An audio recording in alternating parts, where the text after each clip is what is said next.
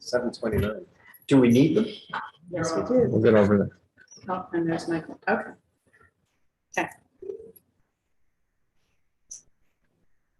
I'll wait until you give me a go. Okay. Good evening, ladies and gentlemen. Now I can say that. Welcome to the Lewisboro Town Board meeting for December 9th. I'd like you to stand with me and say, we are right. Come on. Pledge allegiance. I pledge allegiance to the flag Of the of the United States of America and to the republic for which it stands, one nation, under God, indivisible, with liberty and justice for all.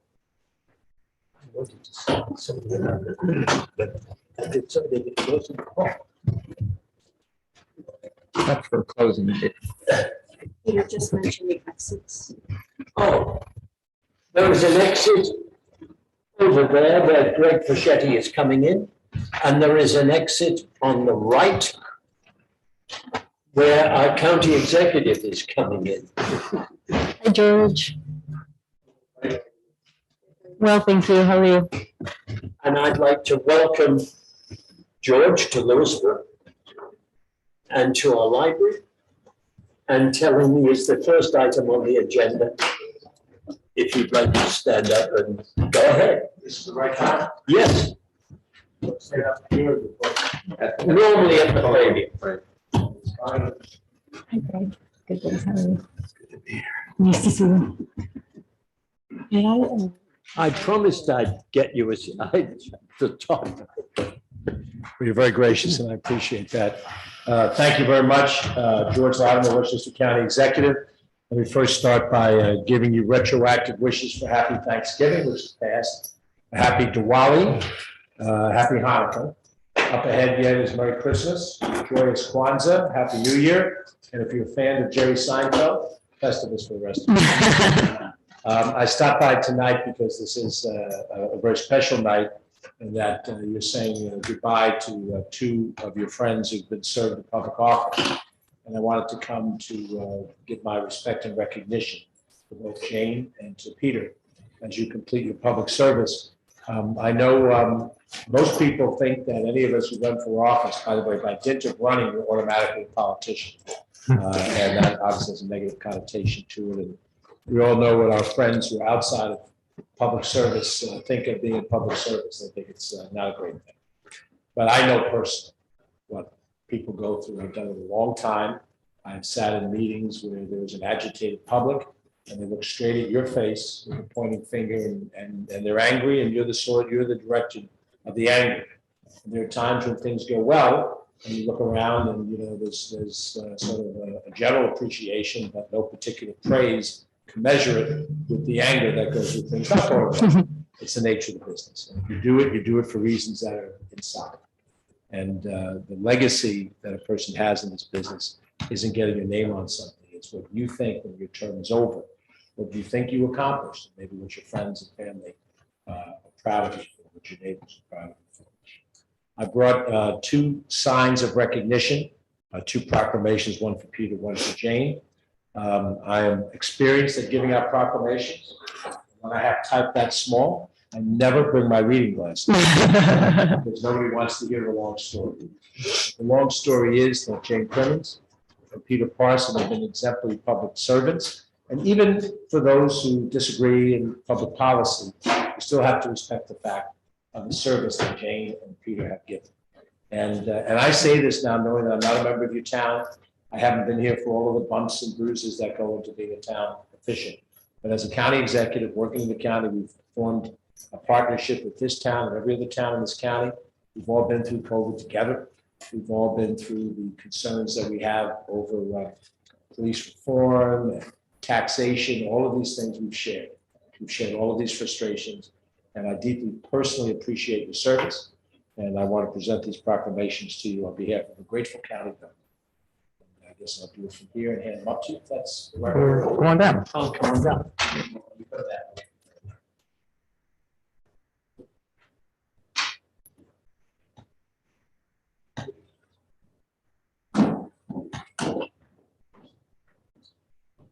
Jane.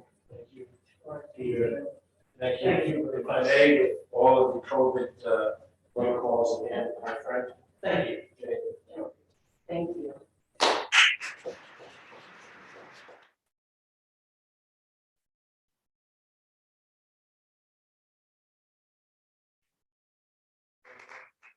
I'm going to say goodnight. If you have any money you want out of the county government, give me a call. I'll be I'll see if I can get to yes. Thank you all very much. It's good to see everybody. Thanks, George. Thank you.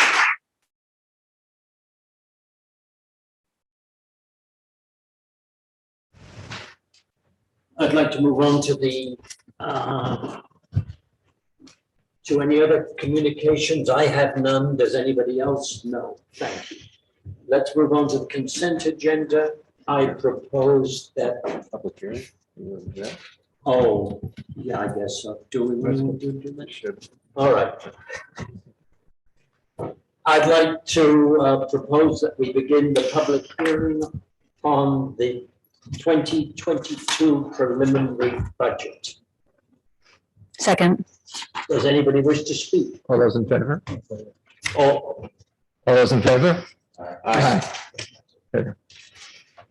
you're getting very proper. There being nobody who wishes to speak, I propose that we close the public hearing. Do I have a second? Second. Discussion. Oh, there is somebody who wishes to speak? You want me to do anything? All right, it would be disappointing if we didn't get our controller to explain what we're commenting on. I'm sorry. Hello, controller. Did you close the public hearing or not? Yes, I did, I think. Somebody doing that? Oh, did I close it or not? I don't think so. Okay, I propose that we close the public hearing. I thought we were going to have Second. Leah Yes, talk Jane before seconded. we, Discussion. public hearing. All in favor? Aye. I, Can always reopen it. okay, so you're gonna talk to us about the budget after, now that we've closed the public hearing? Yes. Great. Yes. Okay. So what am I? Yeah, all right. So Leah, we had a session that was looked a lot like this, and not too long ago. We start with maybe any changes that, you know. I'm not hooked in. Yeah, hold on a second, Leo. You tell we didn't rehearse it. No, this is studied, unrehearsed.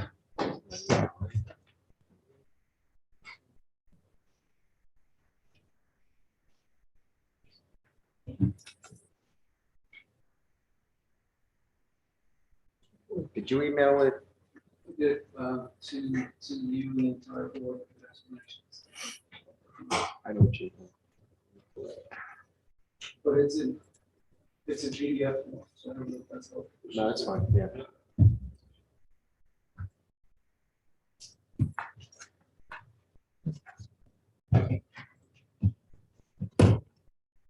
I sent it yesterday. 10. I have it, preliminary budget, 12.9. That's it. Okay, that's the one. So let me display it.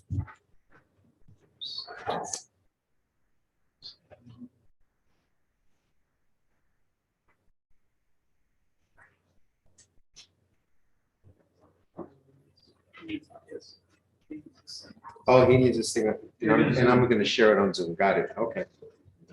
Okay. So I'll give you this.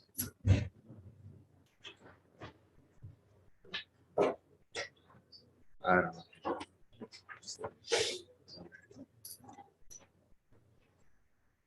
Share my screen.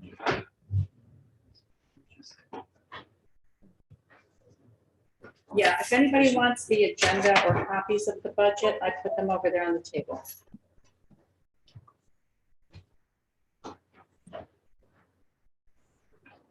So we just had a public hearing on it. We last spoke about the about the tentative budget. Does he need a microphone? Mike, yeah. You wanna maybe steal mine for now? The one at the podium? Well, that'll work, right? Or if people think it's me. Who's that one? I wonder.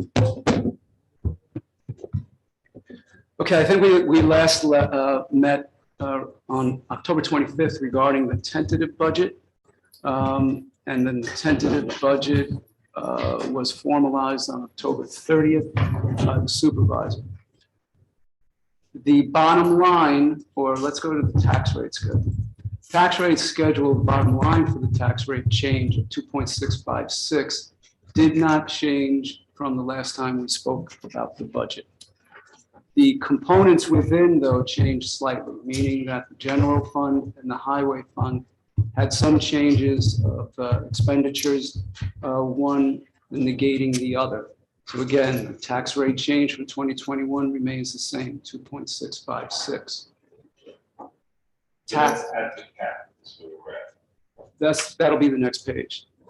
The tax cap, we are within the 2% tax cap.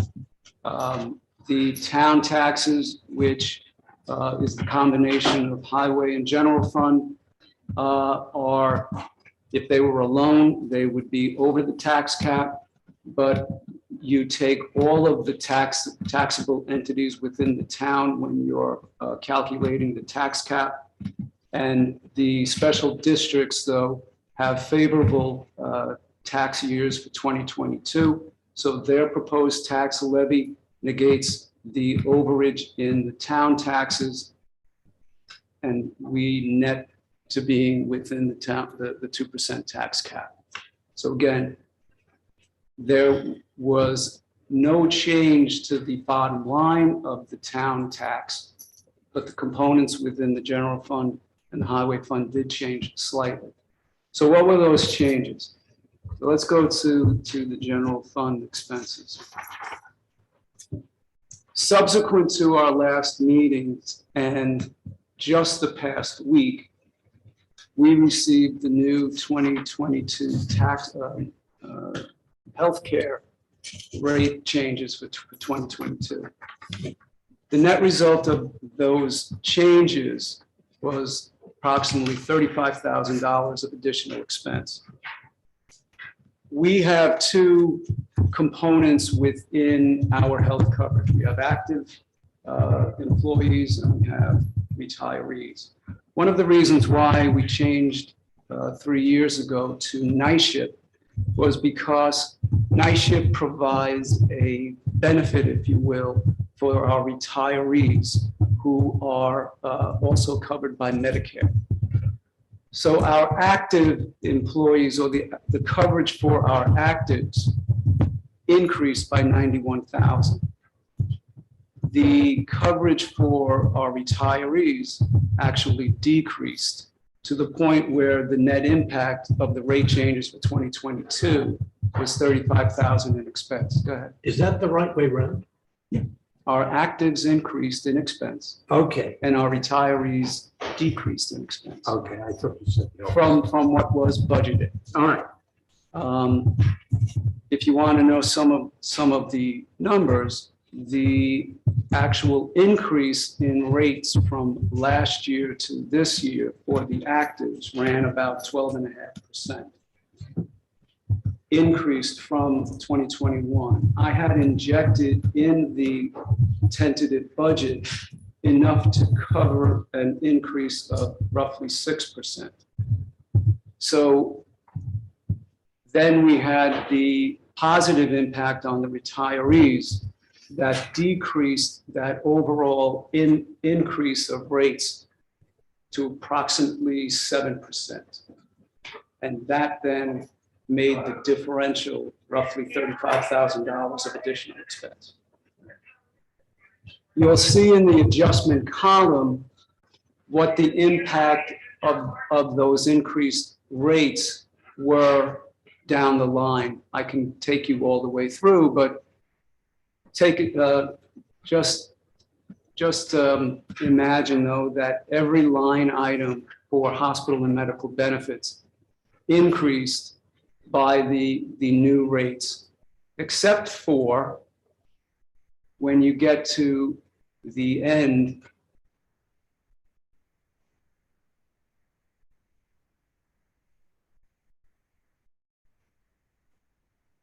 Get to the end of the general fund, where we're looking at hospital and medical benefits for retirees. I was actually able to reduce that number by roughly $38,000. Now, there's a combination of two things. Hold on a second, I just want to make sure, because on the PDF, it's not as easy to find here. So this is, It's line 837, if you could see it. yeah, I don't see the line, because that's the Excel file I have in the PDF. Okay. So It's down. it's almost the last page of the general fund expense report. 960. Just off the cemeteries.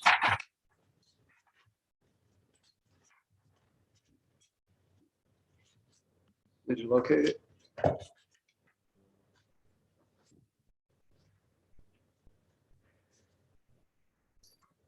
It's 89,000. Yeah.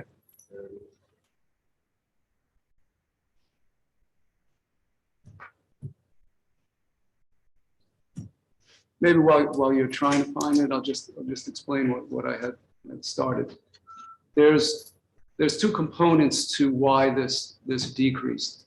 One was the rate decrease for the retirees, but two, as I had mentioned earlier, NISHIP provides a benefit for those who are also getting coverage from through Medicare. So when people age into the Medicare bracket, their rates also change. So even if the rate remained the same from 21 to 22, because they went into a Medicare covered bracket, their rate would change from a non-Medicare covered bracket. So the decrease of 38,000, as I had said, were the result of two issues. Some people in the retiree bracket aging into the Medicare area, and also the decrease in rates for the retirees overall. So NISHIP becomes a secondary insurance. Correct. That's right. That's right. And that's why the rate is changed. Then we'll go to the highway fund, Tony. Highway fund expense. And it'll be on the last page of the highway fund expense at the bottom of the page. Hospital and medical insurance for actives increased by 15,000, and that's purely because of the rate change. But hospital and medical for retirees decreased by 18,700. And again, the combination of the two factors, the rate decrease and a member moving into the Medicare bracket. So again, the net impact of the medical rate change was roughly $35,000 of expense. So then how did we remain in the 2% cap range? When we had set up the tentative budget in the highway fund, there was the possibility of one of the MEOs retiring. That possibility no longer is probable.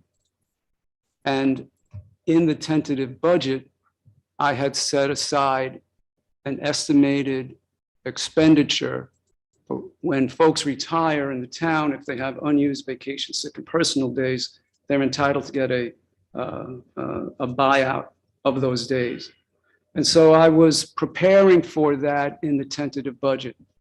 But now that retirement no longer seems probable, I was able to reduce that expense number down by 33,000.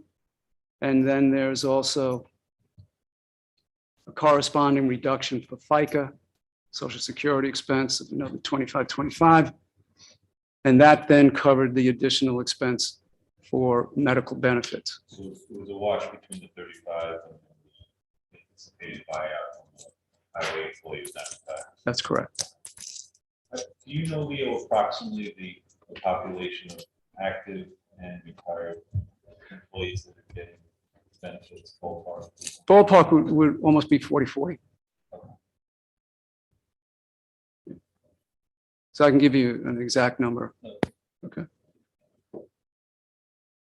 There was also another change in the presentation, and that would be in the general fund. I'm sorry, Tony, to bounce around again.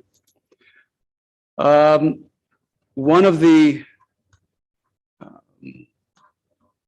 disclosure requirements of New York State is that we need to publish at a certain date the estimated salaries of 4 categories. That would be the supervisor, that would be the town board, the highway superintendent, and our lovely town clerk. We needed to publish those salary numbers, but we had an issue to deal with. The issue was, because we're still suffering through union negotiations, we did not and have not disclosed our estimates of what those salary increases could be. So we published intentionally higher numbers in the paper for those 4 categories than what our intended raises may be. Again, to somewhat cloak what our intentions were so that we did not influence union negotiations in any way.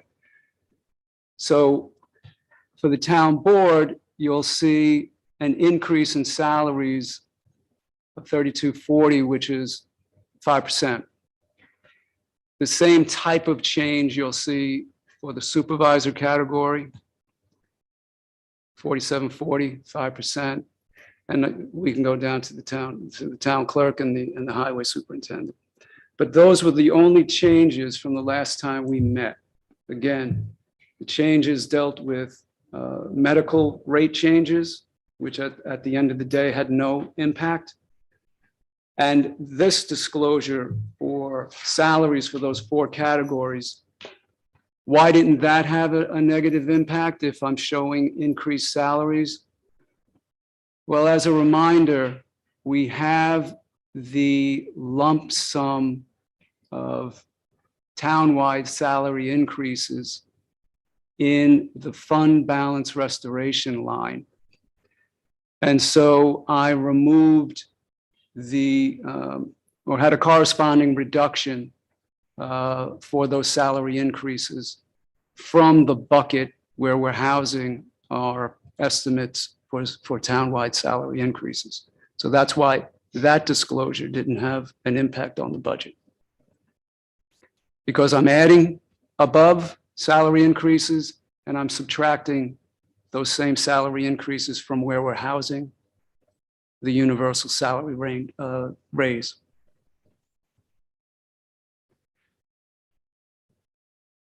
That's really the changes to discuss. If there's any questions about those changes or the preliminary budget as it stands, I'll be happy to try to answer them. I guess a question for Greg going forward. There's nothing, if we're preparing a budget in the future, there's nothing we can do to address when there's ongoing union contract negotiations. You accrue for potential raises, okay? But the salaries, until there's a new contract, remain at the current contract level. And then the accrual deals with the possibility of raises going forward in the future contract years and any retro that you may be liable for at that time. But in order not to prejudice the negotiations, and there's no determined number because the negotiations for all 3 unions have been ongoing. So it's a matter of safely forecasting and putting aside the money that will address the inevitable increases. We just don't know the percentage at this point.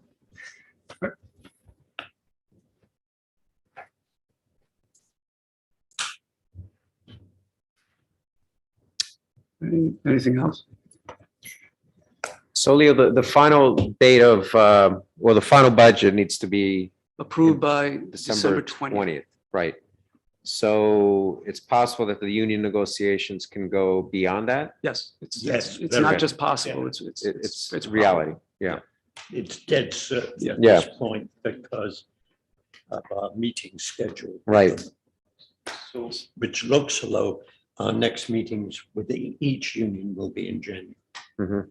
so one of the things that we're doing differently this year's budget than last year, just from a macro perspective, we're budgeting in salary increases, which to the detriment of having any restoration or more restoration of the fund balance. In order for us to stay within the 2% cap, that's just one of the items that is impacting our ability to put money in the fund rebuild line, if you will. The other item is that there were no salary increases last year. So whatever salary increases are injected in this budget is a hit to the 2% cap limitation.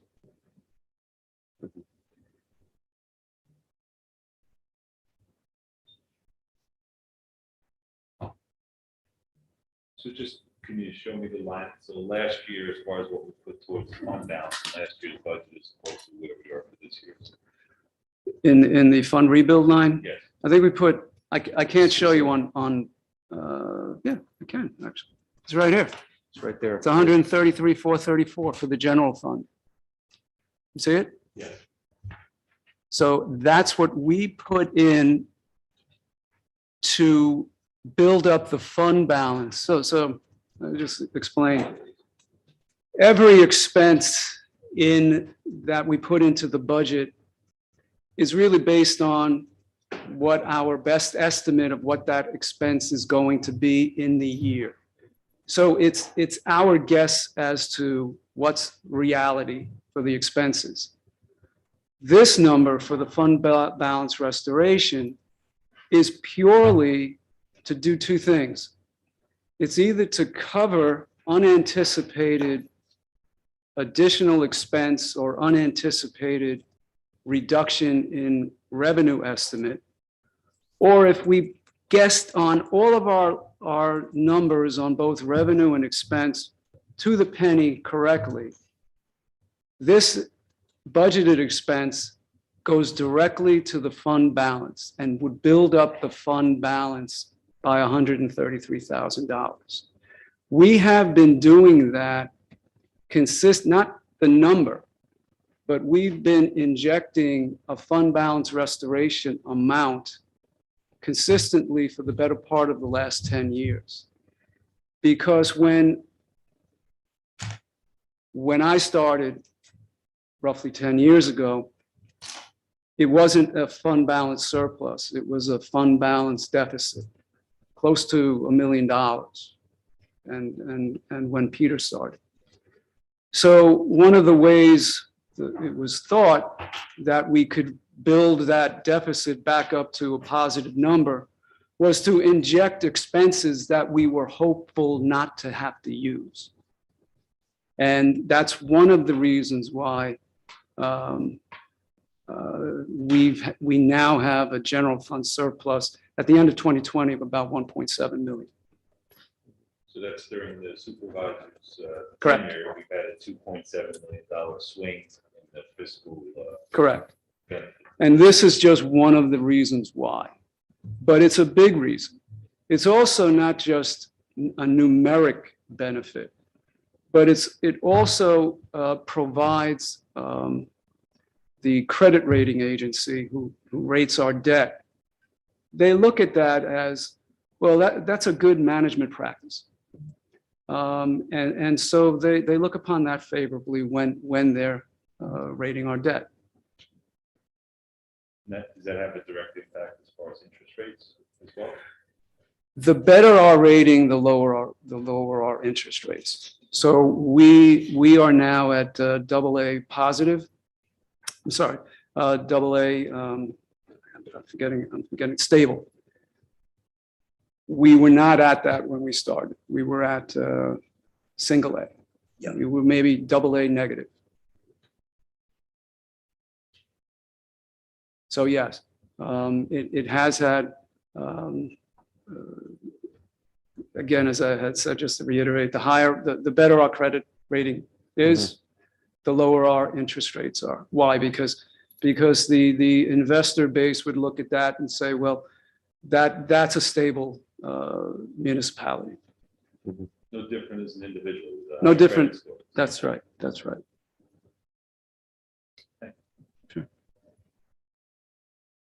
My hope is that when we get the final figures in for 21, which will be sometime next summer, you know, when we have hard figures, is that a Well, when we have audited numbers, Yeah. but we'll have my numbers prior to that. But All right. the audited numbers, when you see the audited statements, it'll be somewhere around July.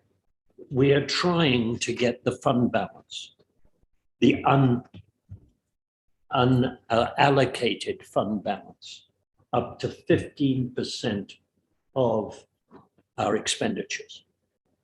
Because that is what everybody tells us is the optimum level. Mhm. You go up to 25% and they suddenly say you're taking too much money from the taxpayer. 15% of the fiscal sweet spot. Yes. And that's what we've been aiming for. State controller's recommendation. Yeah, over time. We've also, in the highway fund, we've been doing the same thing to build up that fund balance as well. So depending upon where we want the tax cap number to be, that would dictate to us how much we're able to put into the fund balance restoration line for both the general fund and the highway fund. Last year for the highway fund, I believe, I can go to the page, but I believe we put in 25,000 for that. Again, the same rationale. The hope is that we don't need the 25,000 and it goes directly to the fund balance. But this year, we didn't have room to inject any cushion like that in either fund. So right now, there's very, if any, fluff in these numbers.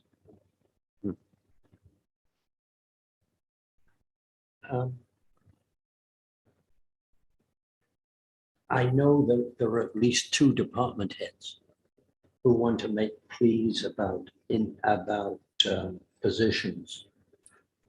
And I plan for them to do that in executive session. So I don't propose that we will approve the budget right now, but wait until we have got until we've reached some agreement or disagreement with our department heads. So aside from that, is there any other, this time to have dialogue about any other components? Yes. Like this town board increase that Leo was talking about? Yes. So I think that should be the town board. That's not gonna happen.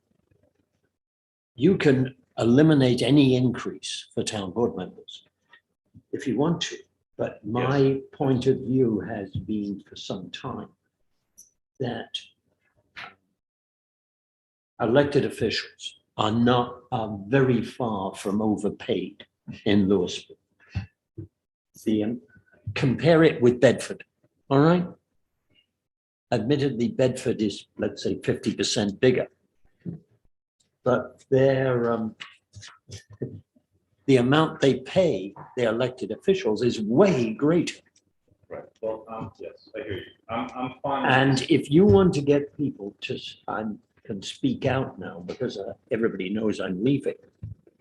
If you want somebody to be able to run for town supervisor who does not have an independent income, you can't do it in this town. Well, I should refine what my point was. I think that the town board should stay the same. Supervisor, I'm fine. That's what it wasn't clear. That's what I was talking about. Well, I think my town board works pretty damn hard. So stipulated, but that's not. And I think that if you're not careful, we will set a precedent which existed before me of not increasing elected official salaries. And I believe that all you're doing at that point is squeezing to no particular end result. If you have, if you compare what we earn with the heads of our departments, we all earn less. I don't think that makes much sense. That's a Peter Parsons point of view, and you can overrule me. Well, yes, I hear what you're saying, and that's why my Richard Sclaren perspective is that town board compensation should remain the same, but the supervisor increase should go through. But how about your highway guy? Should, No, I'm just talking about, I'm just talking about the four town boards. okay, because your highway No, I'm superintendent earns less than anybody else in no, I'm only highway. talking about the four town board positions. That's what my comments are limited. Sorry, Peter, I would, that's I true. would be okay with what you're proposing there. And yeah, if things get a little more comfortable, we can relax that, but I don't know. I'm not talking about the increases for the other town employees. I'm only talking about. No, I was talking about electeds. Yeah, no, we're just. Yes, we're- I'm only talking about the four town board. positions. Yes, to freeze that, that's all. Okay, I think you're setting a bad precedent because it will be easy enough to never increase it again. And what you will see is a steady decline and less encouragement to really work hard if you get one of those positions.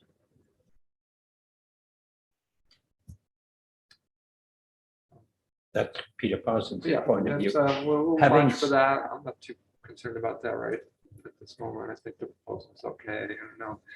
Tony, in some sense, you don't have a stake in it.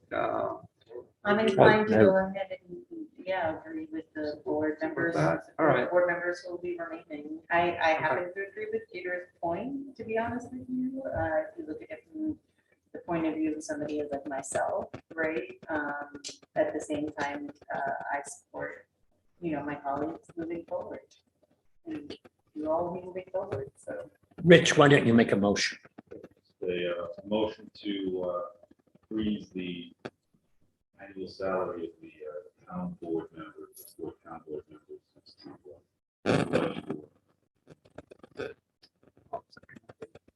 Discussion? For 2021. Right, what it was for 2020 in 2020, Discussion?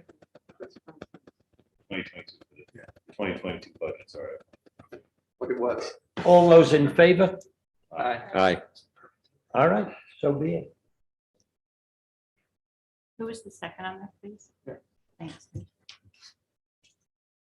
Sorry that I couldn't stand up for you, Beth.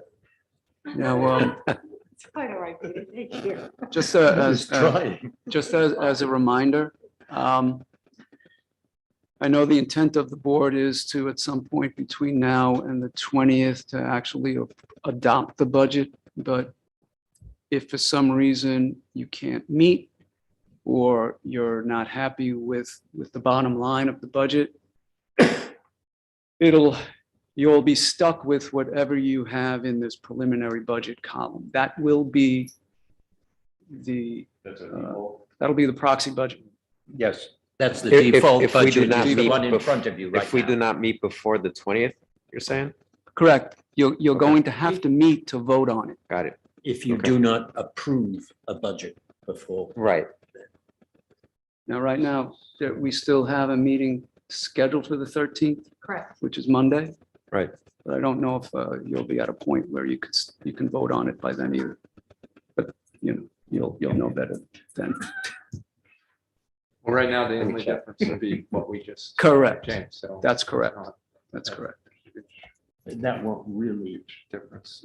No, I just wanted to remind you what Right. requirements are. And the 20th is also the following Monday. It has to be-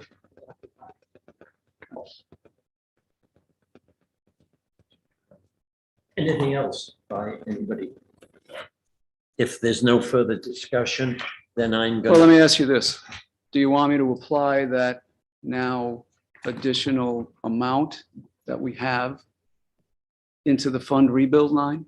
yes, Okay. because we haven't Has to decided go where else somewhere. we're gonna spend it. I know that there are some people in the audience who very much want to spend it in their own particular way. 3488. We've got at least two department heads who want to grab hold of it. Anyway, it has to go somewhere right now. And they may well do that in executive session, and then we will come out and we will pass, I hope, a budget. When we leave here. Just for simplicity, I'm going to put it into this column.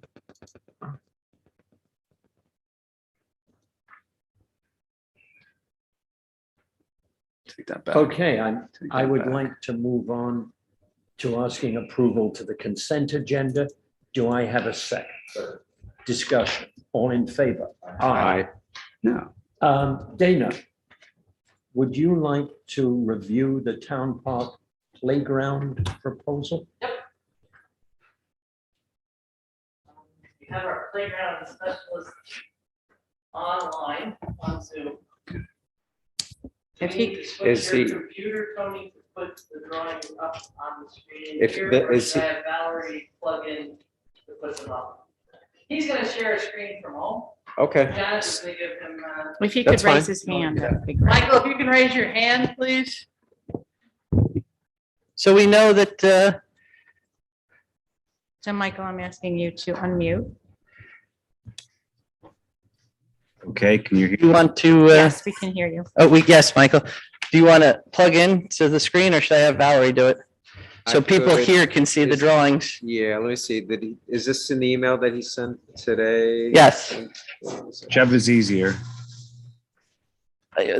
Michael, only people at home or on YouTube will be able to view you. We have probably an audience of 15 to 20 in person that will need to see.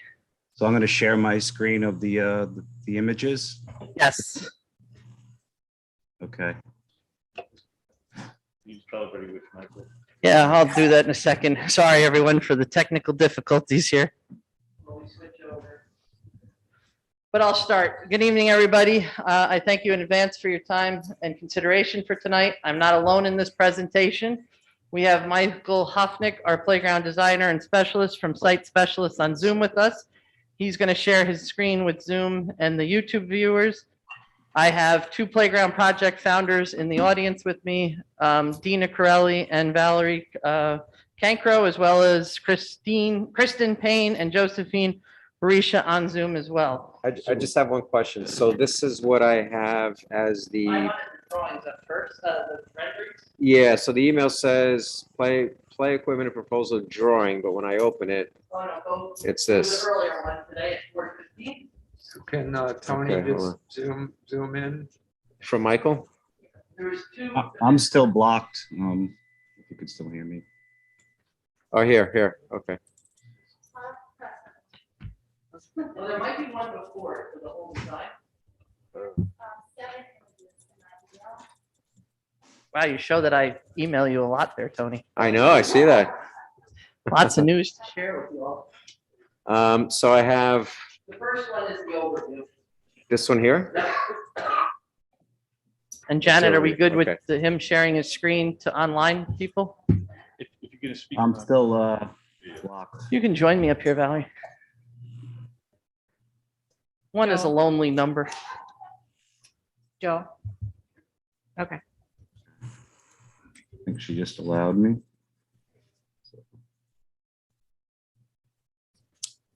There we go. There we go. Michael, I'll just start and then you can jump in to show everything, okay? Okay, I have the image on the screen already, so. Perfect. Oh, actually, I could. So we're here. That's his screen, so I don't even have to share it. Oh, it's up here too? Because it's up here, too. Yeah, because Oh, it's excellent. the Zoom screen, yeah. Excellent. So let me, okay. So we're here for two reasons for tonight. One is to show you the final renderings of the playground. The playground committee has gone through all the proper channels and getting all the appropriate approvals from all the town various boards and councils on colors and footprint. I will remind everyone we're using the same footprint as the old playground, so it will not be expanded or be located, and it will be located in the same areas as the current playground sits on today. We also worked with community groups for input, such as the Garden Club and Septo, to make sure that this is truly a community project with community input. As you can see from the renderings, they have picked the nature-inspired colors to keep with the theme and the backdrop of Town Park. The colors are going to be acorn, brown, leaf green, lemon for some color pop, and there'll be some black due to equipment restrictions such as swing set seats that only come in black. The farmer's market is a trademark color, so we didn't have much choice with what colors that was going to be, and for the climbing ropes. The Lewisboro Playground Project Committee worked very hard with everyone to make sure what you're seeing is the best design in front of you. Please note that there are some pieces in this project that were donated by community members or local businesses, and we are bound to include them because they were sponsored pieces. So Michael, if you just want to take us on an overview of the whole playground.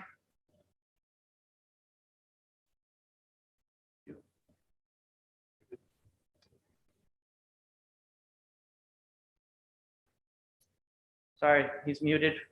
Please be patient.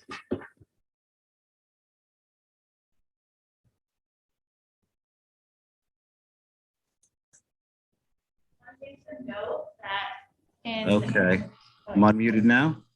Yes. Fabulous. My screen still up? Yes. Okay, wonderful.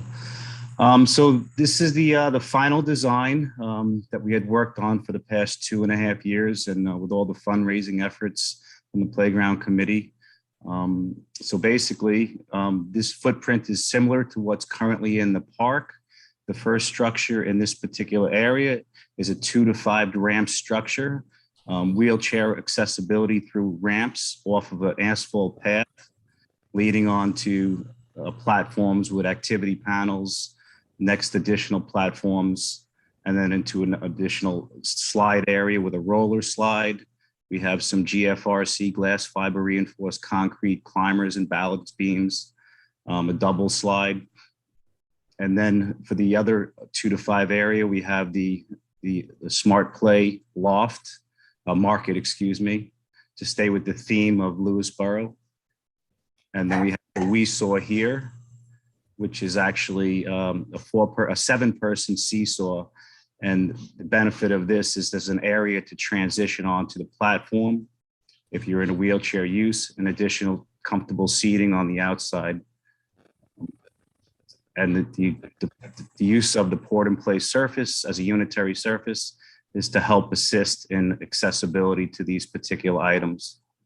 Then we have the We Go Round in the center, which is a perfect inclusive piece for wheelchair use as well as able-bodied children. You can enter the We Go Round through off of the port and place into the play event. And then there's seating inside as well for able-bodied children. We have the swing set up over here, age appropriate for 2 to 5, 2 to 5 full bucket seat with harness for upper body support, 5 to 12 upper body support, full bucket seat, belt seats, and then we have a friendship swing, which is a multi-user swing. On the back end here, we have the Zip Cruise, once again with accessibility in mind and children with limited upper body strength. One of the bays here has a molded bucket seat with harness as well, so they could safely use this play event if they have limited upper body strength. Then this main structure in here is age appropriate for 5 to 12 years old. There are some items in here that are ground play events that you can access from a wheelchair at the ground.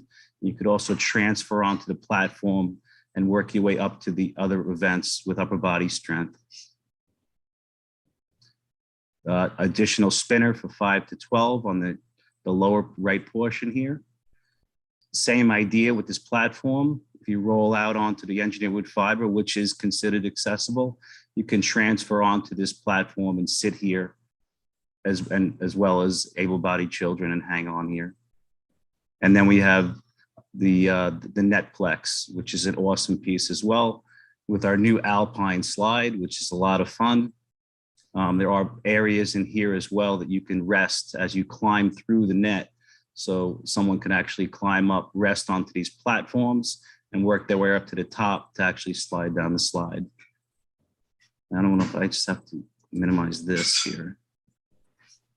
So, in addition, we also designed a musical area back in this far corner, which has some drums, has a rain sound musical panel, as well as chimes.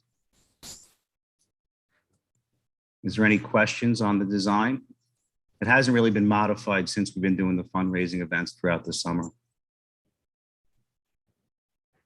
One thing I wanted to add is that Michael, in December 6th of 2019, we had presented this original idea to the town board. And it's just amazing to see that in 2 years where we have come after COVID and taking a pause and then reorganizing our committee. We had come up with 4 phase designs that was presented back in April. And then we had done our inclusive Zoom meeting in May that went over the 4 phases. So I want to make sure that everyone is fully aware that in the fundraising efforts that we have done and the grants that we are able to go to phase 4, which is the full design, which is what you see that Michael's presenting this evening. Just gonna go through a couple more of the photos so you can get some close-up of the different structures. This was the 2 to 5 that I'd showed you with the ramp accessible right off the asphalt path. Here's the Michael, can you elaborate more? You mentioned the port in place. Can you elaborate more for the public what that means? Basically, when I designed the play space, I used 2 different types of safety surfacing.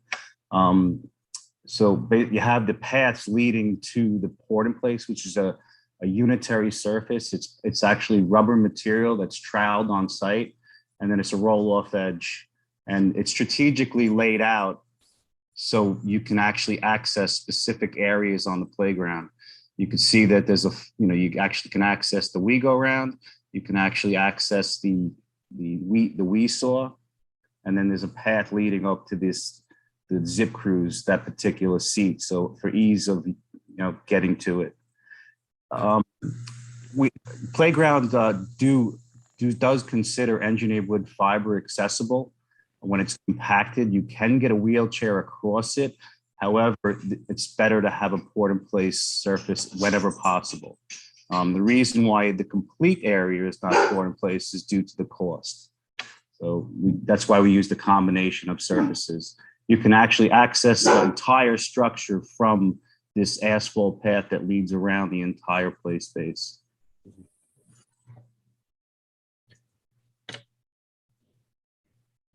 Good. Any Yes. questions? Yeah, why don't you talk about what you want to do? Okay, so right secondly, we're here after we show you the grand finale and the product is to ask for permission to go ahead to order just the playground equipment. So just what you're seeing in front of you at this time for a total of a little over 330,000 to beat the anticipated 5% increase at least that will happen come January 1st.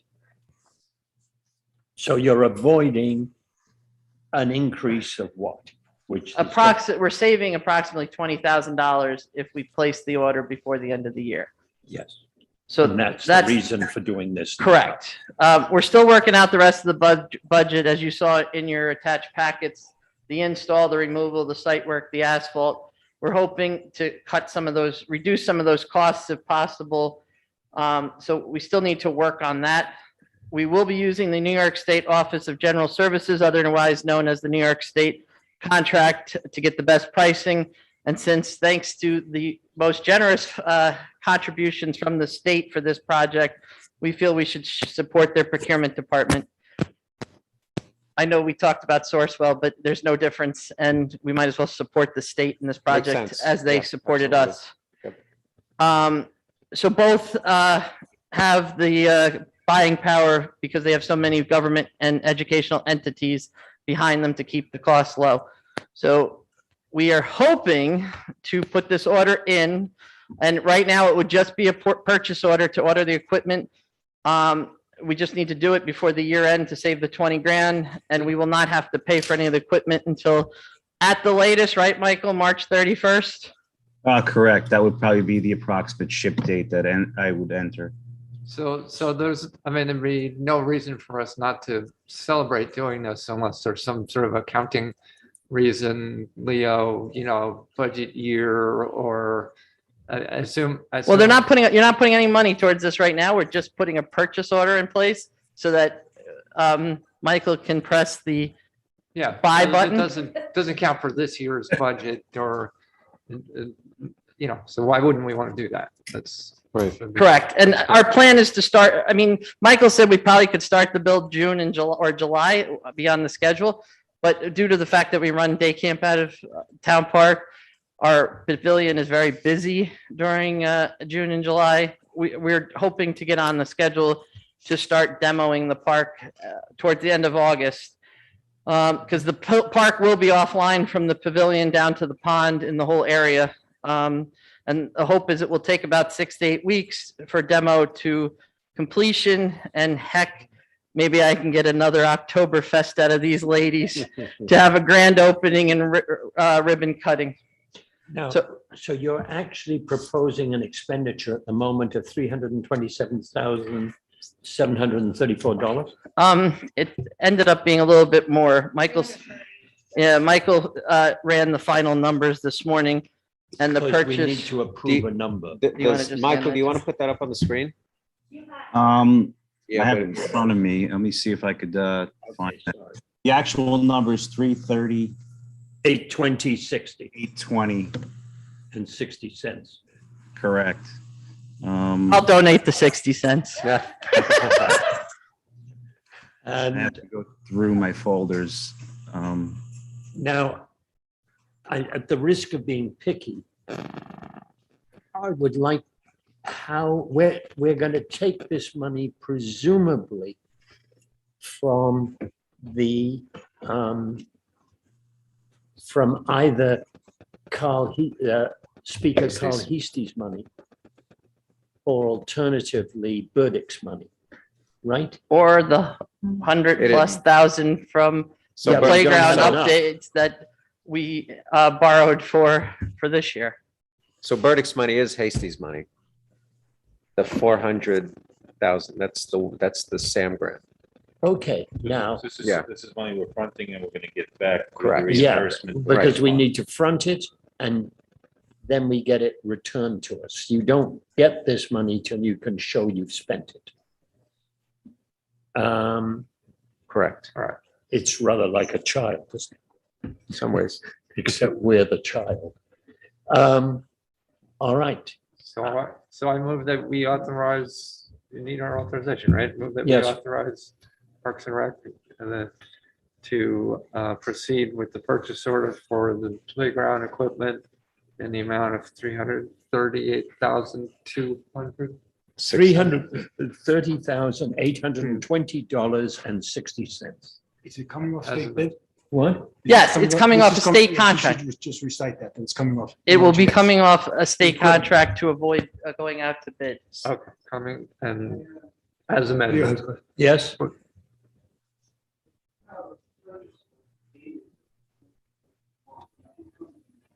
come to-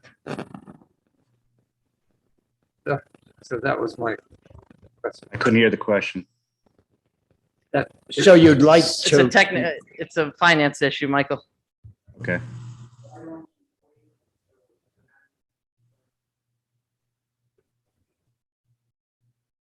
Because it's Can- trying to get now, this is that 5% too late discount. to get, does that increase the cost by 8% or something?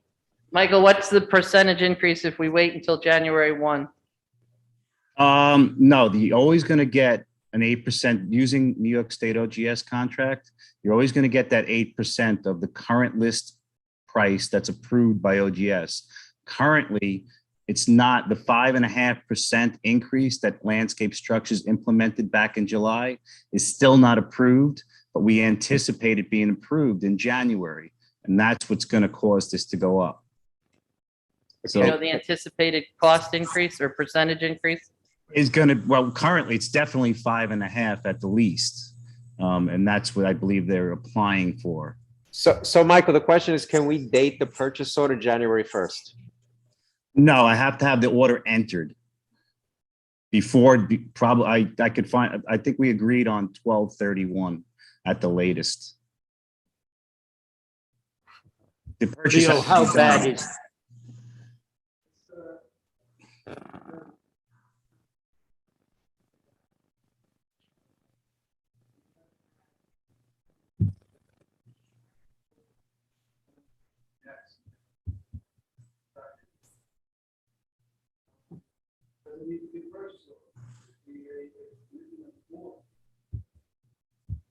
I suspect. Michael, you Okay, couldn't may- hear that, so but let- does it maybe have Le- to be maybe a Leo purchase can- order? Or could it be something else? Like what else would it be? Certified copy. A certified copy? I could reach out to Landscape Structures and discuss it. I mean, technically, if the numbers aren't approved, you know, they still have to, they have to go by whatever OGS is currently approved by. But, you know, I'll be personally held to the price increase if we go into 2022, which is quite a bit of money, you know? But So Leo, you said it could be a pricing board- that- it could be a the town pricing board that I haven't- resolution? A town board resolution, possibly? Well, Leo's asking that. Leo's asking that. He's not saying that. So Mike, maybe you can come up to the mic so Michael can hear you, so we're not. That would still constitute a 2022 order as far as he's concerned, I think. Yeah, I'm not able to hear it. This would be a question for my, you know, contract administrator over at Landscape Structures. And My suggestion was to set a purchase order dated in 2021 to make it a board resolution committing the town to make the purchase in 2022 based on the current cost. Mhm. What I'm going to suggest is, I've got a feeling that, Michael, that you've got somebody in your company or somebody at Landscape Correct. who knows the exact way to go ahead on this and what the consequences are of various dates and various ways of doing it. And I'm going to suggest that they talk to Leo, our controller, and figure out how to do this. As a reminder, the board's going to meet on the 13th, Monday. So, Well, I don't know that. I think, well, you have a board meeting scheduled for the 13th. And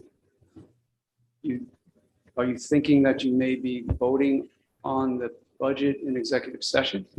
Well, coming out of executive session and then voting. Yeah, okay, all right. I can't vote in executive. Okay, that I wasn't sure. So I was just going to suggest that we could, we could table this until the 13th. It's just put on there as a. If needed. Just in case, yeah. But can you tell us more about the encumbrance and Well, what? encumbrance is going to reduce the fund balance. So Now, to does reduce that the fund matter balance, but for a month or two? If it's dated in 21, it's a 21. so to reduce the fund balance and then the fund balance will be rebuilt once the. Yes. As I said, it's just not clean. All That's right. all. I mean, Well, maybe we're going to end up being a little dirty. okay. There's nothing, that's against No, any particular no, regulation. you can It's have an just, encumbrance. it's just, something has to be managed through, right? Mhm. It sounds to me, unless there's some other input, that rather than risking that $20,000, that we go with the clumsy process and we encumber, and we authorize this now. Unless you can find, talking to Michael's purchase guy, or unless you can find some way around it. All right. That they will commit to that pricing level. We don't want to lose that. So Correct. does that mean, Does the board need to make a resolution to that that's what I effect? was saying, to make a resolution where we're authorizing you to go forward with the purchase order, Unless, unless you find another Okay. avenue to do it without the purchase order, and retain that discount. we're going to make every effort to avoid the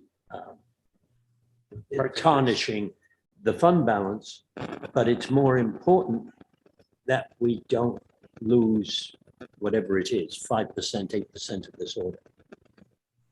Because that's Temporary hard thing. money. That's not a, Greg, you okay with what we're talking about? I think that if the board passed a resolution authorizing purchase of that equipment from OGS tonight, just authorizing it at the particular price, that the vendor can be notified of the board's determination and approval of that fund amount. And if they require a PO in addition to that prior to the end of the year, then you can cross that bridge when you come to it. That's what I would have That may thought. be enough. That's an official act of the board. That's what I would have They're thought. committing it, and maybe that'll be enough, and you don't have to get into the encumbrance, Yeah. the 2022 encumbrance actually being Good. 2021. Good. I And mean, if you need to, then I would have thought the resolution committing the board to do such an act would have been pretty, all right. pretty Well, if good. that works, it works. they need it one way or the other. It very well may. I'm not the person to answer that question. Do we also, like, if you have this encumbrance situation, that's not something that you need the board to, okay, either it's implied by the authorization for the purchase That would be order, the so we won't get implication, caught yeah. like, oh no, we have to, okay. Okay, you propose the motion. I did. And I'll as- second. As amended. I'll second. Discussion. All those in favor? Roll call. Roll call Roll call. because it's an Roll call. expense. Okay, James, Aye. I thought you'd vote aye on this one. Yes. Dan? Yes. Yes. Yes. Thank you. One last question. I Sorry. didn't quite capture it, but when might the disbursement need to take place? We won't have the money borrowed by then because our normal borrowing timeframe is mid to late April. So we would then have to borrow money or take it out of the fund balance if we have money, but we don't collect taxes until April. And this disbursement they're talking about, they want to take place March 31st. So we would incur additional expenses to borrow money in March to cover this expenditure and then reissue our ban in April. So that's about another 12 grand just for debt issuance for what, a $300,000 to Okay, but $400,000 thing? But here we're dealing with $26,516. No, I'm only talking about, we're not talking about the disbursement. purchase order anymore. We're talking about the timing of when they want to fund the purchase. But Well, don't we have 100 grand plus that was dedicated in the last borrowing? Correct. We do. Playground. We do. So there's over 100. The ladies have over 100. Right. So, So for the equipment, we should be good. well, then Well, we just close. have to find, right, another 100. 100-ish. Right. Or that's part of your discussions with the commercial team at the vendor, you know, if they can give you some space on a Right. part of it for a month or two. Yeah, basically it's net 30 after ship date. So the hope is to ship it on March 31st, and you have 30 days after that technically, but I'm sure that the vendor Landscape Structures will work with us on that. Yeah, they know the way municipal budgets and timings work, right? And with our. Correct. You know, They work differently all over the place. And I will also remind you, and Michael promises me that they're not having the supply chain issues that most people are having. But I ordered a playground for Onitru at the beginning of June, and it still hasn't shown up yet, and it was supposed to be here by September. Okay. Okay. So, I mean, not Michael, I know you gave us your word, but that still could be an option being thrown into this mix. All right, well, Leo, and you have all the tools that we have available to address this, and it sounds like the worst case scenario is the absolute worst is there's some borrowing cost which defrays some of that savings, but hopefully with some clever footwork, you guys will collect all of those savings and be, ideal. Well, hopefully Landscape Structures will be amenable to working with us on The time. disbursement. Yeah. Yeah, time with Yeah, I would hope disbursement of funds. Yeah. So We'll work on that. They've been great so far. That's great. All right. It's wonderful. Oh, wait, can I just have 30 more seconds? Sorry. I just want to make the announcement that they are still fundraising to help with the additional expenses. So you have till February 1st to put your mark on the park, which is buying a brick for the walkways to go in or out. So February 1st is the final deadline if you want to leave your name in the park. You can email me, you can email the playground committee, go to their website to do. The Lewisboro Park and Rec Department will be hosting a food drive next week for the holidays at Town Park next Thursday for 4 to 6. Anyone who wants to come out and help volunteer, let me know. But we'll do a drive-by and it will be announced tomorrow through all the emails, blasts, and on social media. And the last thing I would like to announce, we got a great $5,000 donation from the Vital Project Fund out of New York City to go towards more improvements to Brownell Preserve, which is the preserve in Golden's Bridge that doesn't get a lot of attention. So we thank our neighbors in town who are behind this and asking for grant money for us. That was a wonderful surprise today. Thank you for your time. New York Thanks, Alex. City Thanks, gave Dana. us $5,000.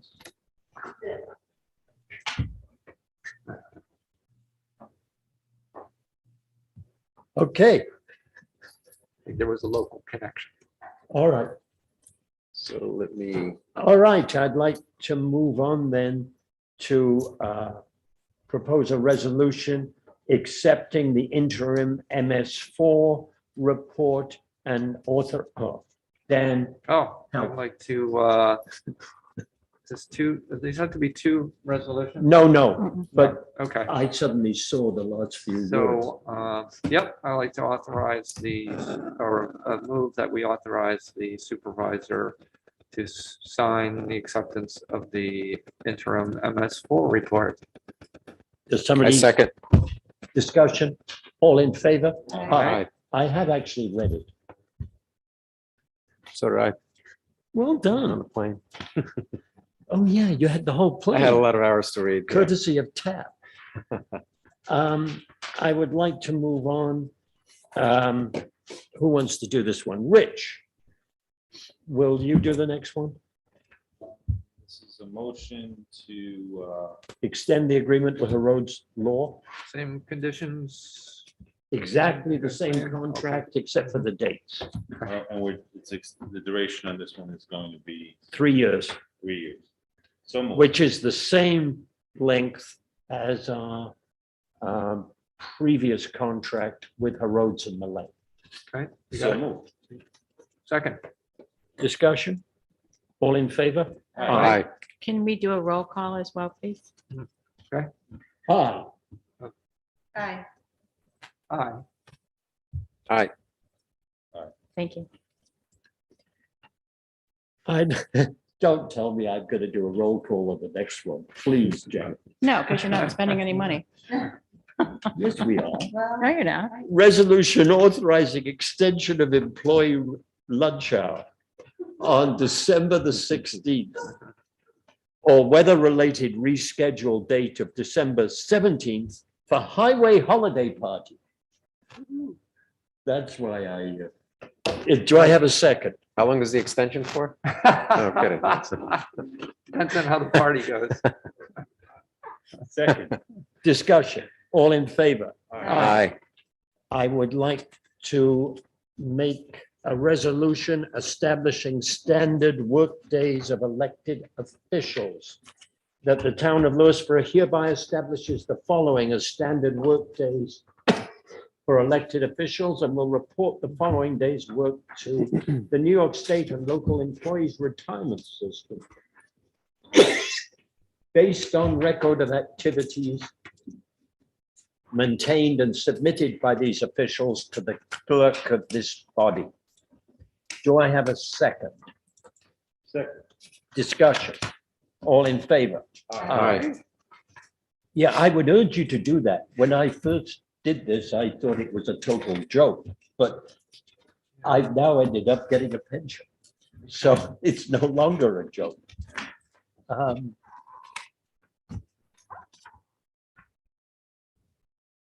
I would like to move on to a resolution to approve change of use for the Heights Restaurant to 4 apartments.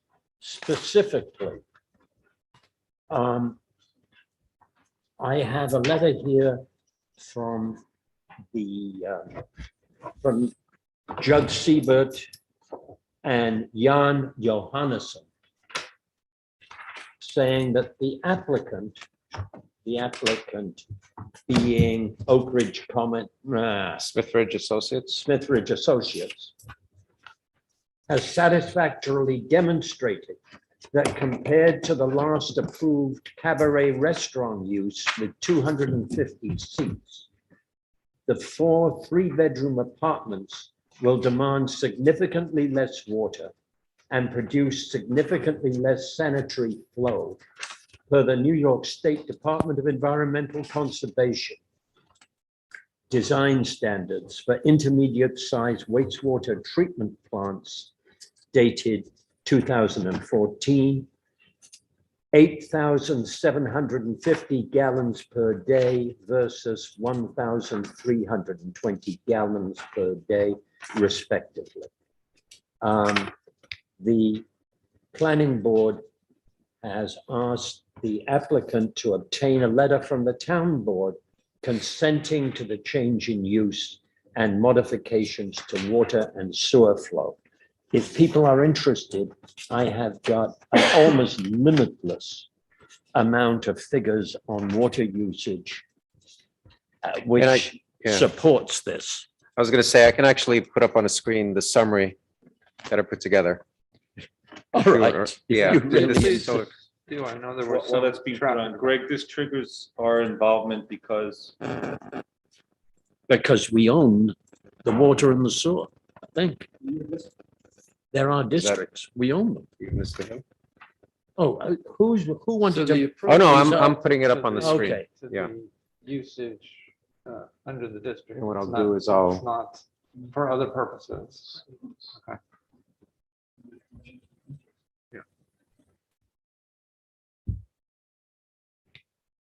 Yeah, so this is basically summarizes, but gives you a little more detail on the consumption of water. So the Heights former restaurant, which is a 6,000 square foot building, the New York State DEC design standard of 2014, there was some question about whether that standard is still in effect today, and it is. So that standard has not changed since 2014, and it was 35 gallons per day per seat. At 250 seats, the restaurant was approved for 8,750 gallons per day. The change of use proposal is for 4 3-bedroom, 1,250 square foot apartments. The New York State DEC design standard is 110 gallons per day per bedroom. Again, that's current design standard. so it's the same footprint as the building, and I guess 1,000 square feet. It's Adjustments for actually, common area. it's actually, yeah, it's less total square footage for the It 4 is? 3-bedroom apartments. It's less square footage, Phil? 1,250 square foot. In other words, the units are different. They don't come up to the same 6,000. Okay. I was gonna okay, say, yeah, because you're not planning any change in the footprint of the building. Right. So the consumption for the 3-bedroom units per the DEC standards would be 330 gallons per day, right, per apartment. We looked at actual consumption numbers taken over a period of time, and I just grabbed the first 3 quarters of this year to compare. So 2-bedroom units over at Boulder Ridge, these are the actual usage numbers for Q1. Well, we wanted to take a look at 2-bedroom versus, because one of the questions was whether the development was going to be actual 3-bedroom or possibly So I know 2-bedroom. with 3-bedroom. They're less, yes, than you're 2. correct. Mostly at the And that's the theory behind it, yeah. Those are most of the ones that actually have, it's in there. Affordable units. Hmm. So I was surprised also, but those are actually. Right. Only 5 or 6 3 bedrooms. There's 6 3 bedrooms. done over the last 2 years. So those units, these are official unit orders, but it's done over the last 2 years. The whole units, and those are basically. And these numbers came from the actual billing records that we have from the metered usage. Actual usage history. Correct. And you can see that it's significantly less than. Right. the- Right. So the expectation. That's what the cabaret also meant. Well, the 110 Q3 for 2 bedrooms comes in the same as the DEC standard, right? that's- No. the 110 code. The highlighted 330 gallons per day for Oh. a 3 bedroom, that's the That's for standard. 1 3 bedroom. Correct. Okay. So we're at a third of that, at that high Okay. number of 110. For 1 3 bed. Then what is the line above that? New York's DEC That's per bedroom per bedroom. times Sorry. 3 bedrooms, Got it. 330. Right. I caught up. So the question that comes to mind is the capacity, right? Is there actual capacity to support this? And if you look at the water wastewater plant capacity, it's rated for 80,000 gallons per day.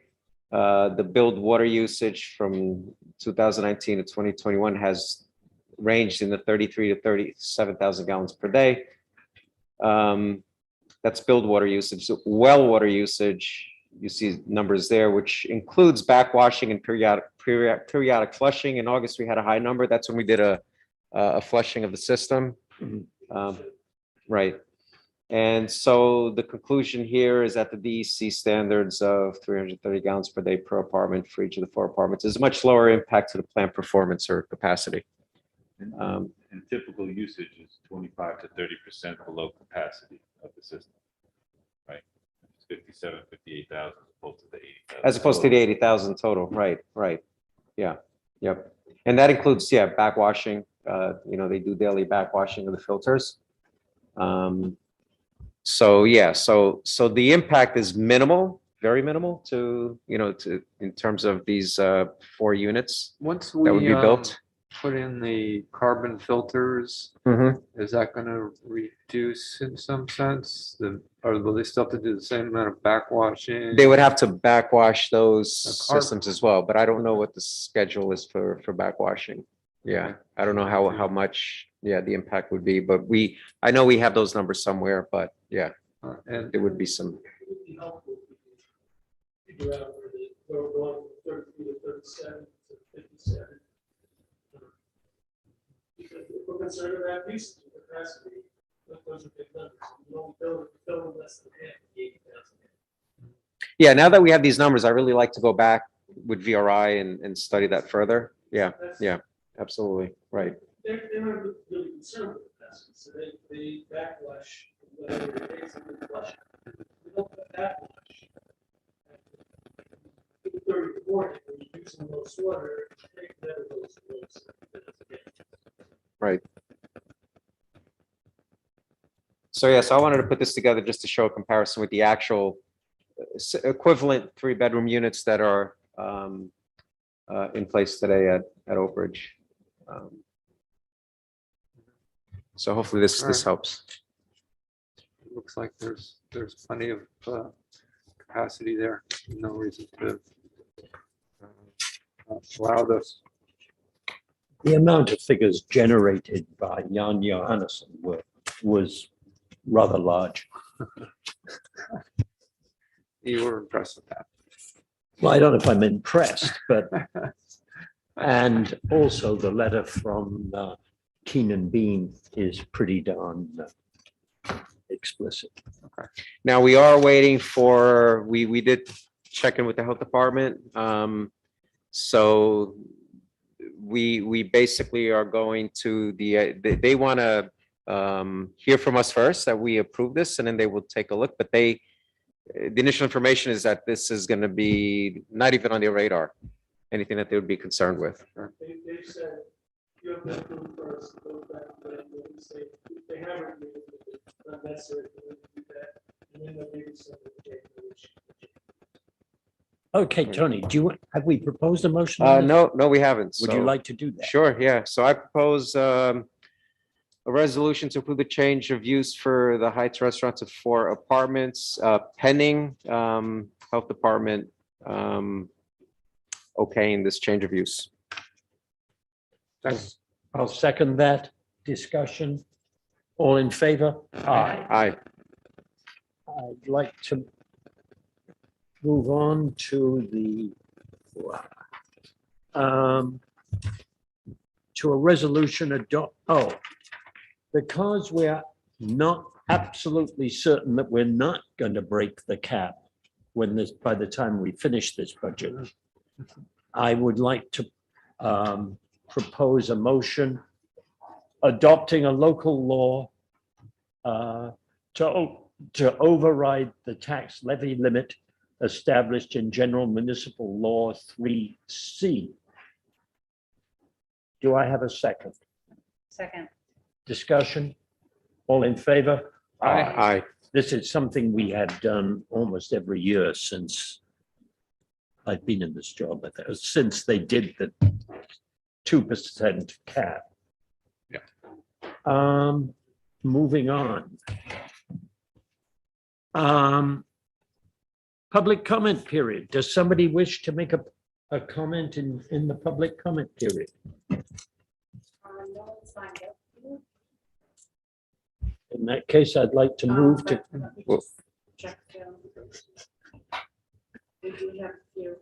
Okay, I thought you said nobody had signed up. We're here in the audience. Oh, okay. Live and in person. I didn't Zoom in. She had one hand up, Simone O'Connor, I'm asking you to unmute.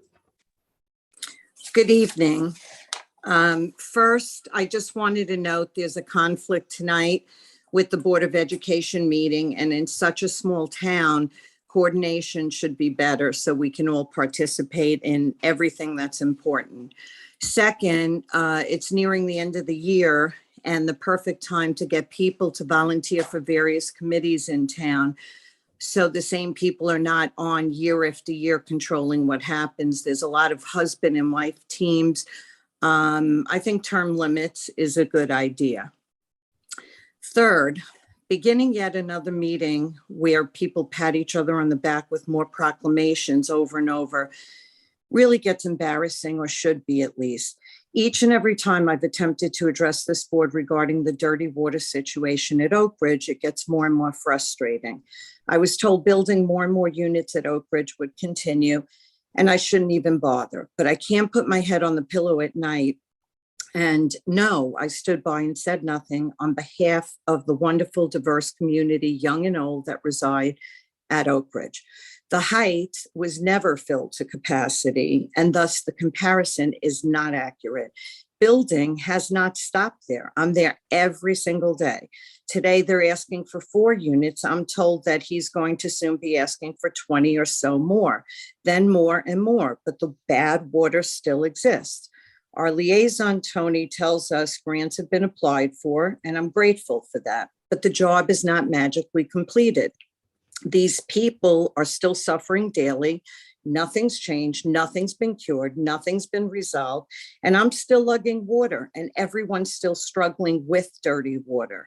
One day soon, these screams and complaints are going to be heard outside of our community. I promise you. And there's not going to be a place to hide from this disgraceful failure on behalf of this heavily proclamated board.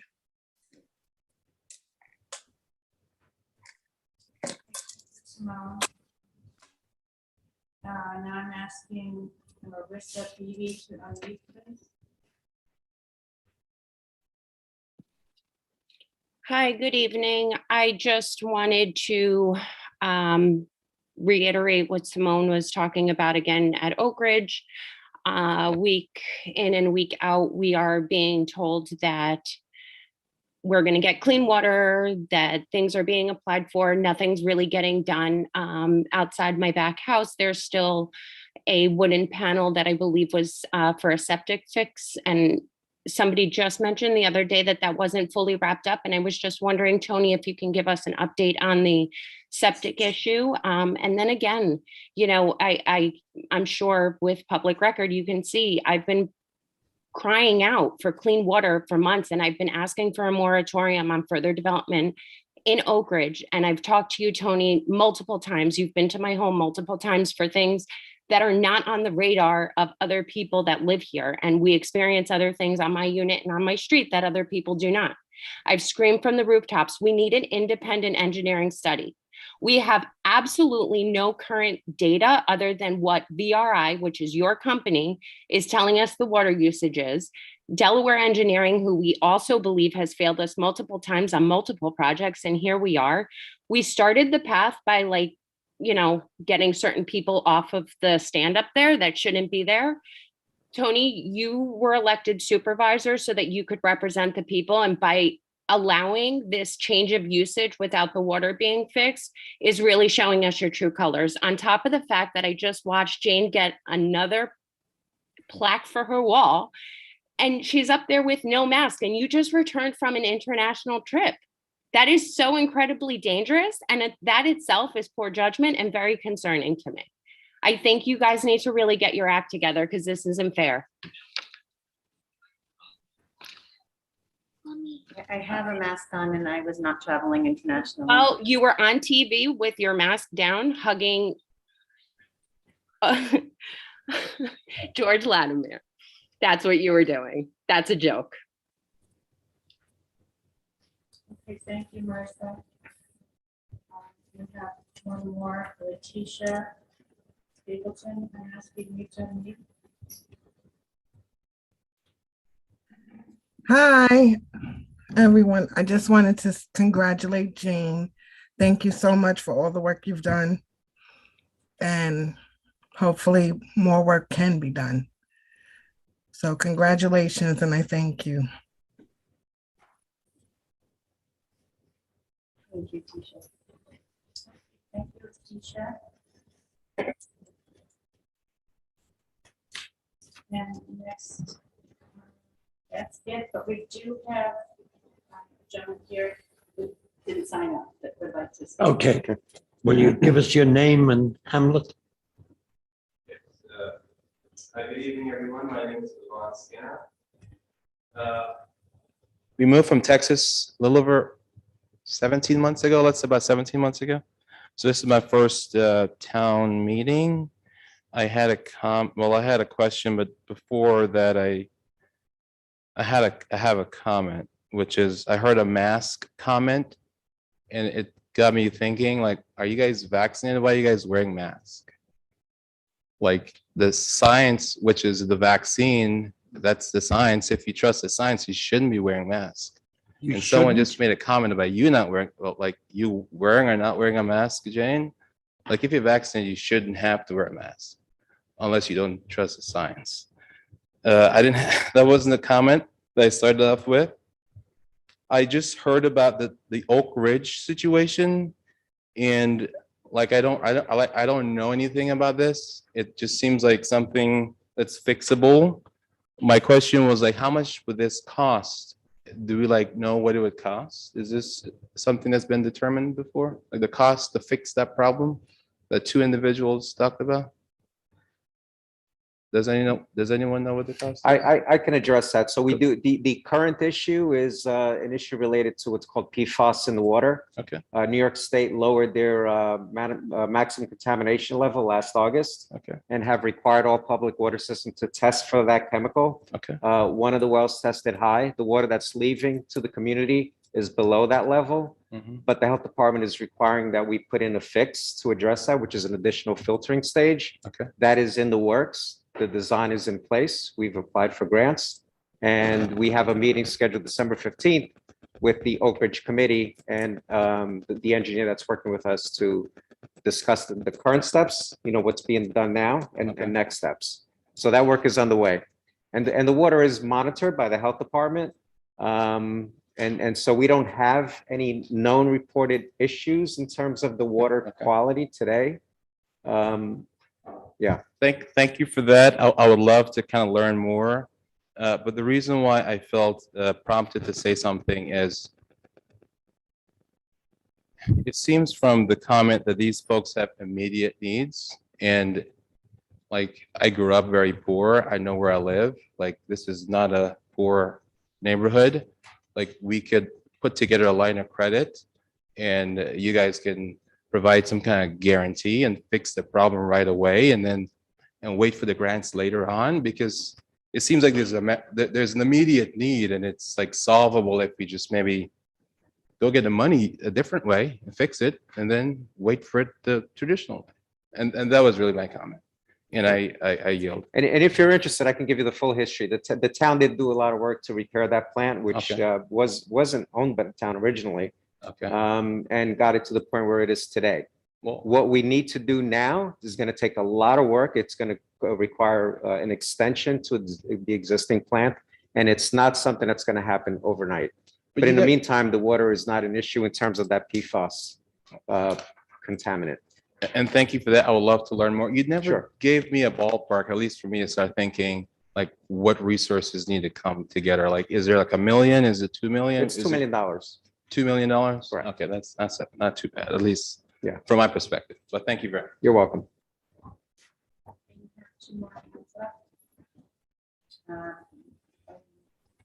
Jim O'Connor, GOP.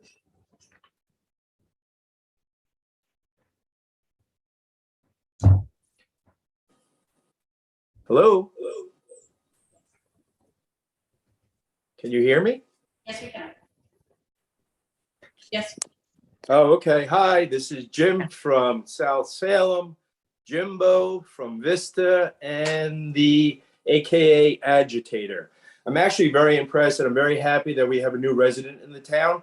He seems like he wants to be well informed. So I'm just going to lead off with a couple of things. One thing I want to remind Jane is that I remember our first live meeting back from COVID lockdown. You personally called me out and you stated, Jimbo, when I get reelected, will you apologize? Well, thank God I don't have to do that. But I do want to say one thing, Jane. I actually do respect you. I respect your convictions. I've actually told many people that I respected you in the way that you stood by your social justice causes. And I was extremely impressed the way that you would have the 3 white male board members, Tony, Peter, and Rich, succumb to your wokeness. So even though Rich sometimes would push back, I understand he was a Republican at one time. So I understand that. I do wish you the best. I truly do, Jane, but please do not run for school board. And next, and this is probably geared hopefully for the new resident, Dan, the corruption man.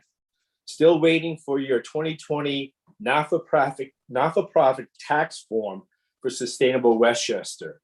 Talk about an oxymoron, not-for-profit. You average over $2,000 an hour. Dan, what are you hiding? I am preparing a chart to show how every time Dan pushes his sustainable programs on our town, he gets promoted and he makes more money. Funny, just recently, I've been approached by a former federal prosecutor who resides in this town and has been following Dan's conflict of interest and numerous statements Dan has made implicating himself and town board members on a quid pro quo scheme. I will keep you all updated unless a subpoena arises first. Now, my last comment is regards to select wokeism and how it has divided this town. All your proclamations basically said that we're homophobic, we're racist, and you're anti-police, you want to defund the police, and everything else. All these proclamations that you throw out and you waste your time when we don't have drinkable, sustainable water, Dan. I have a concern also about select wokeism. And one of the concerns I have is when you do select wokeism, you divide the town. And one way you have select, I'll give you 2 examples. One example is just the other day, I was passing the town hall and I noticed that you have the holiday tree. Okay, that was instituted about 8 years ago, roughly. And I was wondering, why was it changed from the Christmas tree? Because it is a religious symbol for Christians. Are you somehow persecuting Christians now? I noticed right next to it is a menorah, beautiful religious symbol of the Jewish people. I'm Why sorry, don't we call that a holiday candle? I vote we extend time for the rest of Jimbo's comment. I would like to hear the rest of it. Oh, I'd love for you to hear the rest of it. And so my last thing, Jane, which I really was hoping that you would do this for us is change that racist Indian Hill name. I know the town approved of the school superintendent changing that racist name, the Indians, to the Wolves, but yet we allow a place, a subdivision in Golden Bridge called the Indian Hill. Why don't we change it to Indigenous People Hill? Why don't we change it to First Nations Hill?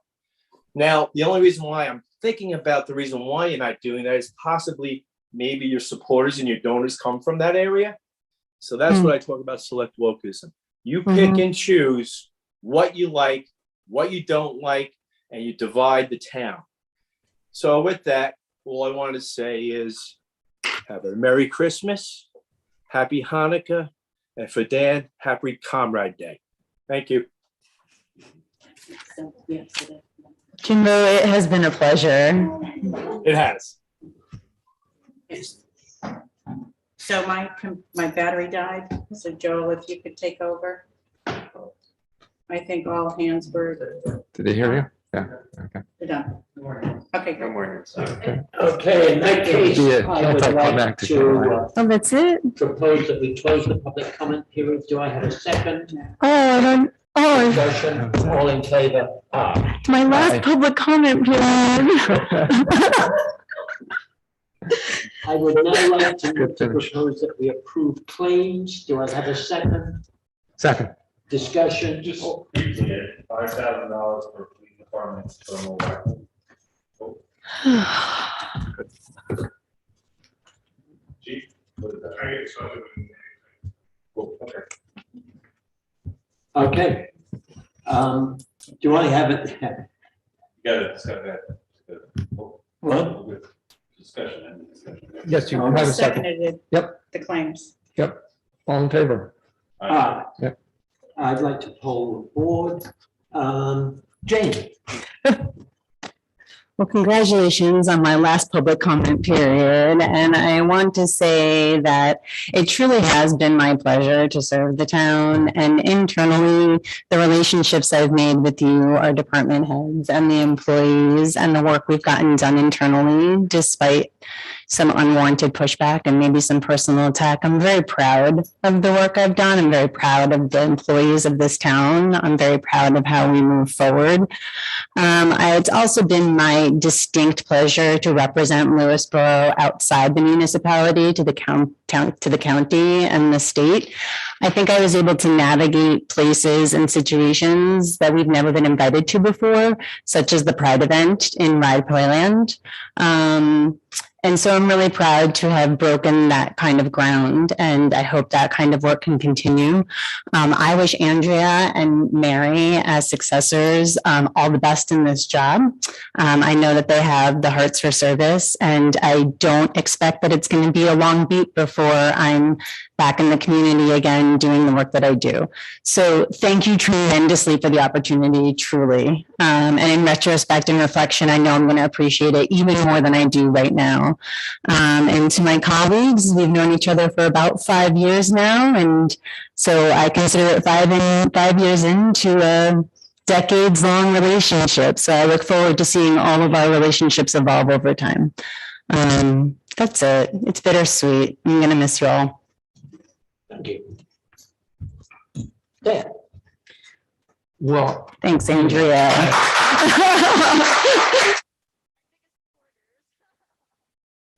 Yeah, Jane, I think the groundbreaking really sums it up well, the work that you've done. And that kind of work is hard, you know, and you get skinned elbows and all that. But I thank you, and the town should thank you for moving us along like that. So, and looking forward to working with you some more. Oh, yeah. And then thanks to this guy here, Peter, you've been But not as long as you, Dan. No, but you've had way more impact, and you brought just the right spirit to this and the right approach, and it served us very well. And it's been a total pleasure working with you. So thank you. Well, thank you, Dan, because you've given me a lot of things that I've been able to maneuver and get through somehow. Rich, Thank you. First, I'd just like to take a moment and publicly express my gratitude and appreciation for the very substantive and meaningful contributions towards the betterment of Lewisboro by Jane Crimmins during her years of service on the town board.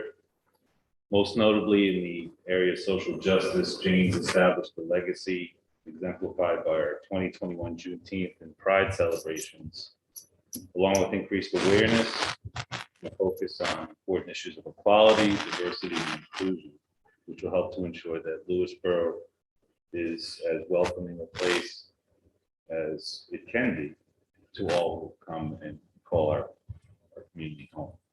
Congratulations and best wishes, Jane. Thank you. And to our supervisor, happy belated birthday to you and your grandson. Peter's been an important. It takes a lot of timing to have a grandson's birthday on the same date as your own.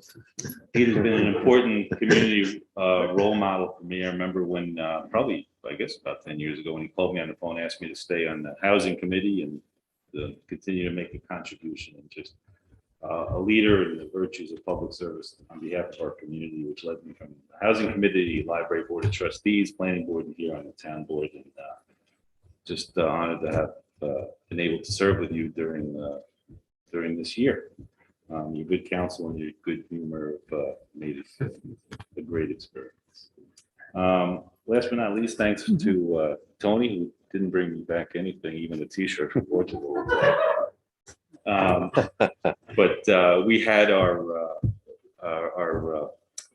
tree lighting and Hanukkah lighting ceremony, and if anybody wants to know where to get a good menorah on short notice in Brooklyn, they asked Tony. He went down to Brooklyn to pick it up so we could have a nice celebration. We had dozens of people to celebrate it. Got the beautiful tree donated, and hot chocolate and candy canes and Hanukkah gelt. It was a terrific community time to share together.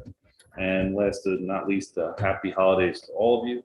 Have a safe and happy holiday season, and the best to you and your families, and the best to them.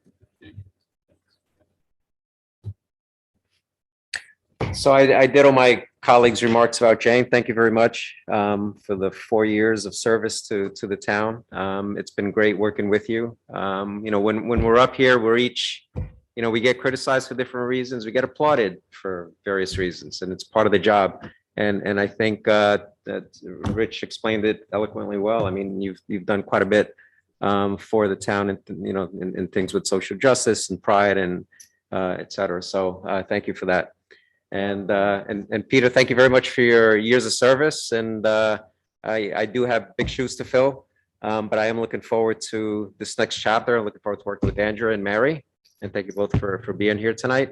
Yeah, the menorah and Christmas. Yes, we did wish people a Merry Christmas when we were there. And we wish people a Happy Hanukkah. There were Christmas tunes, there were Hanukkah tunes. So for those who missed it, sorry, it was great. It'll be bigger and better next year. But it was a nice little gathering. I was surprised. It was something that we put together last minute, and we had about 60 people show up. So it was well attended. And I thank all the folks who donated towards the including the tree, the menorah, which yes, I ended up driving to Brooklyn to pick it up that weekend. And yeah, so it worked out well. Just a couple notes on Oakridge. So this comes up at every meeting, and I know Marissa, Simone, you have your concerns, and I've always stated to you that if you have any specific quantifiable concerns that you want to discuss with me, please reach out to me. I know we met last in June and July. You were going to go out and get your own independent water testing. I even gave you the lab information to Simone, actually. I haven't seen those results yet, so if you have them, please do share them with me. Again, the next phase of this project is the PFAS. It's a third filtration stage that's going to be put in. When the town took over that plant, actually there was one filtration stage, it wasn't even working. So we got to the point where there is a plant water treatment that does work. There's a wastewater treatment that works, and the health department does their testing. They do their regular checks, and if there were any violations, of course, that information would be made known to the public. So this next step is to put in this third filtration system, but it is going to take some time, right? So we need to, we just finalized getting the design in place, getting it approved by both New York State and county health departments. And we're looking at putting in place a schedule for the next steps. And so hopefully, and like I said, December 15th, I have a meeting with the Oakridge committee that are representatives of the development together with the engineering firm and ourselves. And we will bring everybody up to speed on what's next. So that's the situation there. I think, let's see, the playground committee. Thanks again for all your work. This is fun. I'm glad to see this finally coming through, and we're actually going to be placed in order for the equipment, and looking forward to putting that in place and creating a community event with the possibly this disassembly of the existing playground. So we're looking to possibly do that. So if you want to help, Peter, I'll give you a call. Good luck to you. So we're. But thank you all for coming out tonight, and thanks again, Jane and Peter. And I'll be reaching out to you for any assistance I may need next year. He'll be dropping by. Yeah, I'm sure he will. No, you'll be amazed how little I drop by. I think it is very unfair on one's successors to look over their shoulder. And I wish Tony all the best. I think he will do an incredibly good job. And the last thing he needs is past tense looking at him the whole time. He is welcome to ask me if he needs specific advice. I will give it for what it's worth. Jane, thank you. You've chided me. You've tried to keep me in the right tracks. You failed most of the time. Yes, I did. But thanks. Yeah, I did try, public. I did try. I would like to add something which is rather mundane.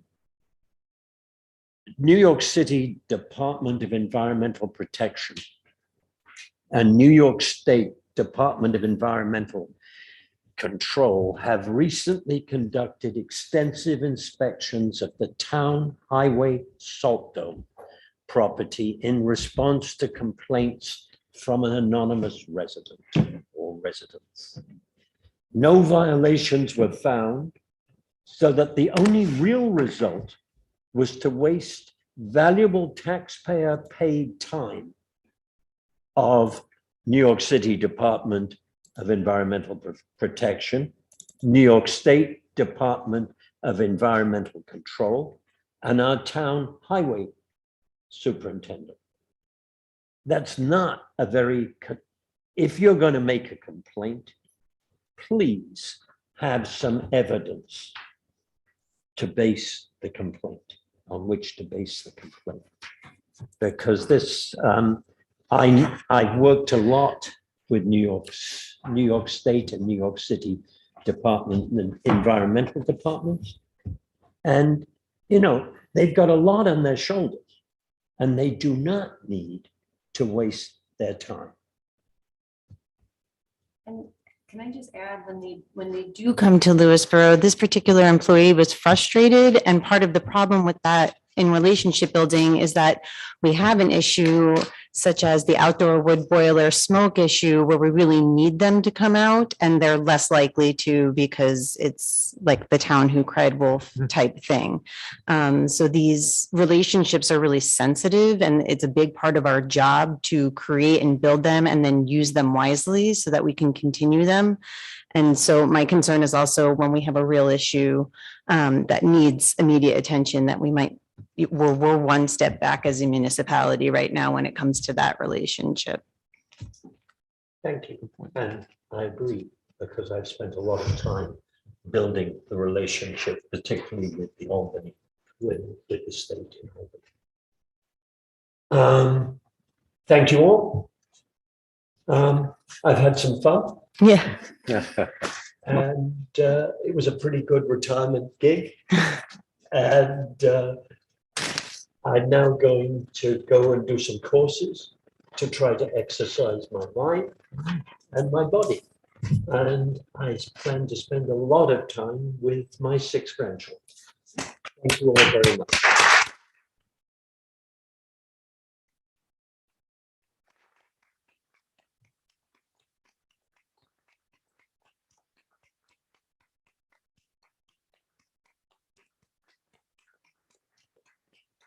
The next town board meeting, if needed. That's not a proper announcement, is it? Will be on December 13th, 2021 at 7:30 PM at the Lewisboro Library.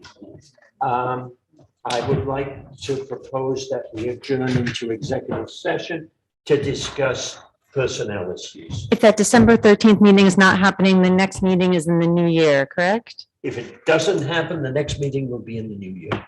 That's what we anticipate. Yes. Which is Fantastic. why we try To say wrap it up. nice things to each other. Right. I get it. I just, It would be January 10th, 2022, right here. Okay. And that will be your organizational meeting. Second to go into executive session. Discussion, all in favor? Aye.